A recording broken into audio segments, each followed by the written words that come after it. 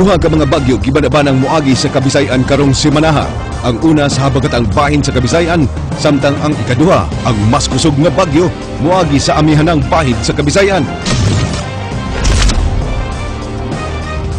Gumikan sa duha ka semana nga pagkasuspenso, klase sa basic education ma-extend hangtod sa Mayo.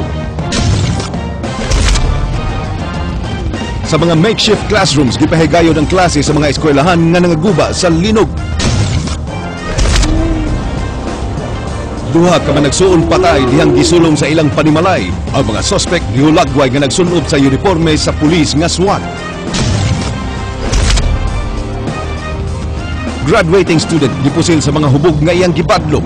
Mga kauban sa suspect gipangita na sa kapulisan.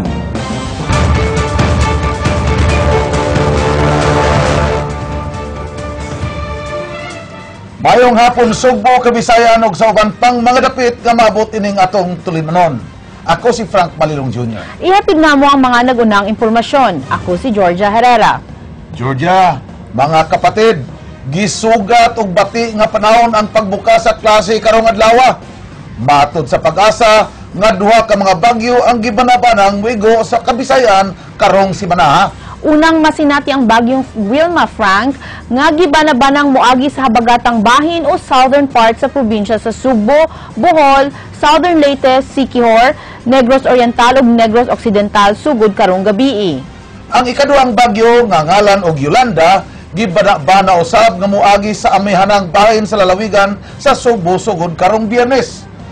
Apan sa labing uwahe nga update sa Pag-asa, nawala ang bagyong Wilma. Ug nahimo na lang kini nga usa ka low pressure area. Giingong mahimong usa ka super typhoon ang maong bagyo. King Perez, Sugin Limi. Karong Huwebes, laing bagyo nga maisip nga usa ka super typhoon ang gibana-banang musud sa area of responsibility sa nasud. Ang bagyong Yolanda mahimong moagi sa northern part sa isla sa Sugbo karong Biyernes sa gabii nga gibana-banang dunay gikuskon sa hangin nga kapin 230 km per hour ngadto sa 270 km per hour. Matud pa sa Pag-asa nga ana sa tagsa-tagsa ka mga LGU ang pagpangandam niining kusog nga bagyo nga moabot karong weekend. Pag-asa is a warning agency, muhatag tag mga warnings, muhatag tag bulletins, and then other people are going to decide, not the Pag-asa. Giawag sa Kapitolyo ang mga local government units sa pagpangandam sa katalagman hilabi na sa ilang hazard-prone areas. At nevertheless, atong gitagaan og informe or advisories atong LGUs to monitor the respective hazard-prone areas pati ang ato ang mga provincial response teams.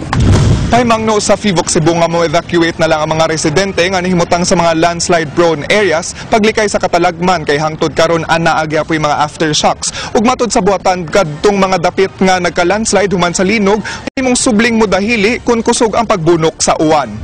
Depende na sa slope sa atong mga kabukiran. Atong kabukiran sa Guaylinog, basta kusog ang uwan, naman sa landslides. So, labi na nahilinog, so nakoy landslide ko. Samtang ang Pag-asa Visayas Head Engineer Oscar Tabadan nagkanayon nga gibana-banang moagi sa habagatang bahin sa Negros Oriental ang bagyong Wilma. Gibutang ubos sa Public Storm Warning Signal number 1 ang pipila ka mga probinsya sa Mindanao ug Visayas, lakip na ang Southern Cebu ug Bohol nga bago lang nga naapektahan sa linog. Kini dunay maximum wind speed nga 55 km matag oras ug magdalag moderate ngadto sa heavy rainfall. Gipanglantawan sa forecast nga mobunok ang kusog nga uwan karong gabii hangtod sa kadlawon. Makasinati sa pag-uwan ng Kabisayan hangtod sa Miyerkules gumikan sa bagyong Wilma. But tomorrow in the afternoon, doon na tayo mo arang-arang nga panahon, but with some light showers. Apan makasinati na usabog laing daotang panahon ang northern part sa Sugbo, Kabisayan sa nagsingabot nga bagyong Yolanda nga moigo karong weekend. King Perez, News 5.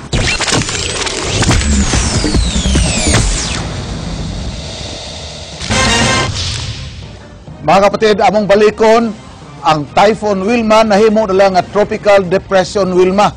Sumana sa final weather bulletin sa Pag-asa. Gibanabana ang muagi ang typhoon ang Tropical Depression Wilma 32 ka kilometros gikan southeast sa Tagbilaran City. Sa laing balita, Bisan tuod ug giuwan gihulagway sa hepe sa Police Regional Office 7 nga malinawon ang pagbukas sa klase karong adlaw. Apan pipila ka mga ginikanan sa City Central School sa Dakbayan sa Sugbo nagbagulbol kay wa masayod nga shifting di ay ang ipatuman sa maong eskwelahan human maepektuhan sa linog ni atong Oktubre. Jinky Bargio, Suginlimi. Ingon ni ini kasamok ang City Central School kaganyang buntag. Sud o gawas na lang sa mongtunghaan ang mga estudyante. Dunay mga ginikanan nga nagbagulbol kay wa sila pahibaw ang gibahin di sa tulo ka shift ang klase. Human maapektuhi ang ikatulo, ikaupat ug ikalimang andana sa mong edipisyo dihang mitayog ang linog niadtong Oktubre 15. Dapat unta kay para dili ta malanganin kay manindaman ko niya. Ako nga nagyatod na ko niya. Karon ako nakitaan. Karon ako na ibaluan nga kuan. Nangatag sila schedule kay alas 2. Kung dunay wa kauyon sa sistema, duna say nakasabot sa schedule alang sa seguridad sa mga tinunan. Dili ma'am kung anak kay ako naman yung gina kong anak nga kung unsay mo kuan mo follow lang gyud sa instruction sa ma'am. Yes, I'm ready. Wala ka nakadlok sa mga aftershock? Wala. Why man? Kay hinay raman. Gipasabot sab sa usa ka magtutudlo nga tukmang pagpahibaw ang ilang gihimo sa wa pa magsugod ang klase. After for the safety of the children because actually our buildings have been declared safe but we are kind of avoiding panic. Kaya naa para bagyo there are still aftershocks that are happening. So we are avoiding magstampid ang mga bata ang anak. So ang hepe sa Police Regional Office 7 nga misusi sa seguridad sa mongtunghaan kaganiha nakamatikod nga way police assistance desk alang sa mga tinunan ug sa ilang mga ginikanan apan matud ni ini nga malinawon ra ang pagbukas sa klase karong adlaw. Kailangan lang nang gawin ng mga pulis natin is talagang mag-assist. Hindi yung nakatayo lang at parang pinanonood lang yung mga estudyante. So, kailangan talaga is mag-assist ng mga estudyante. Lalo na kung may mga tumatawid. Jinky Bargio, News 5. Kasagaran sa mga tunghaan sa Dakbayan sa Sugbo nga naapektuhan sa linog migamit una og tents, gym o stage isip mga makeshift classrooms. Ang unang gisgutan sa mga magtutudlo og mga tinunan ganihang buntag mahitungod sa linog. Andrea Patenya, Suginlimi. Ug sa unsa may na-feel ninyo paglinog? Nag-uyog. Unsa may niuyog ang yuta. Very good. Unang gihisgutan ni Ma'am Ruth sa iyang klase sa grade 3 dinhi sa Kalunasan Elementary School atul sa pagbalik sa klase kaganiha, mao ang mahitungod sa linog. Giingong mauni ang gitugon sa Department of Education sa tanang tunghaan sa Sugbo aron ma-debrief ang mga tinunan sa trauma nga ilang nasinati. Unang gipasabot ni Ma'am Ruth ang hinungdan sa linog. Sa ilom sa yuta, daghan kayong mga bato, dagko, gagmay nga bato, nga lihok kayo na sila kay tungod sa ilang kainit. Sunod niyang gidiscuss ang mga pahimangno kung unsa ang buhaton kung maglinog. Unsa may buhaton kung maglinog? Okay. Mao na siya gitawag nato og drop, roll, and cover. Gipahigayon ni Ma'am Ruth ang iyang klase dinhi sa stage sa ilang tunghaan isip makeshift classroom. Wa pay labot ni ini ang laing 5 ka tents nga gipahimutang sa maong tunghaan. Nasayran nga gub-on na ang tulo ka lawak sa ringan sa maong eskwelahan human ng liki tungod sa linog. Gawa sa maong mga classrooms aduna say usa ka lawak nga di ipagamit kunting uwan kay delikado kining matumbahan sa kalumpagon nga paril. Gituyok sab ang mga tinunan sud sa ilang tunghaan aron ipahibaw kanila ang mga lugar nga di mahimong paadtuan. Nasuta nga 60% lang sa mga tinunan ang nanunga kay nahadlok sa aftershocks. Ang mga nanunga wa pamyai sa ilang mga ginikanan. Sa pagkakaroon siguro nga sing manahon na dili lang una may mag-compulsory ma'am.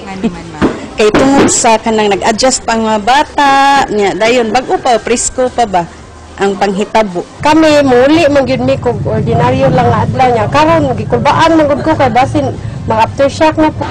Unsay ni nabati karon? Hadlok gyapon. Pero nga rin eskwela man gyud mo bisag hadlok mo. Dimi ganahan mga gamay mong grado. Niining 8 ka tents na klase ang mga tinunan sa Gothong Memorial National High School kay di paluwas gamiton ang classroom sa 3rd ug 4th floor sa ilang tulo ka buildings. Bisan pamanog aduna nay temporaryong solusyon sa kakuwang sa mga lawak saringan sa mga pampublikong tunghaan dinhi sa Dakbayan, di gyud gyapon lalim ang sitwasyon sa mga magtutudlo ug mga tinunan nga nagklase ubos niining mga tents hilabi na kung mag-uwan sama karong adlaw. Mao nga panawagan karon sa mga magtutudlo nga dunaw tay mo-donate nila og mga trapal nga ilang mataod sa kilid aron di na intawon sila mga basa. Samtang ang mga tunghaan nga dunay gym sama sa Labangon Elementary School ug pahina San Nicolas Elementary School, wao na gamita ang mga tents aron di mabasa ang mga estudyante. Ilang gibahin ang gym aron himuong classroom. Sa Labangon Gym, 4 ka klase ang mogamit sa buntag ug laing 4 sa hapon. Tungod sa kaduol sa matag klase, maglisod sa pag-concentrate ang mga estudyante. Challenging yun kay why? Because we are not in a classroom setting. And it's good to be in our own room because we are focusing only on one section. Sa pahina San Nicolas Elementary School, miabot kaganihang buntag ang mga sakop sa local school board aron sugdan og ayo ang 4 ka school buildings nga gideklarar nga off-limits sa city engineers. Andrea Patenia, News 5.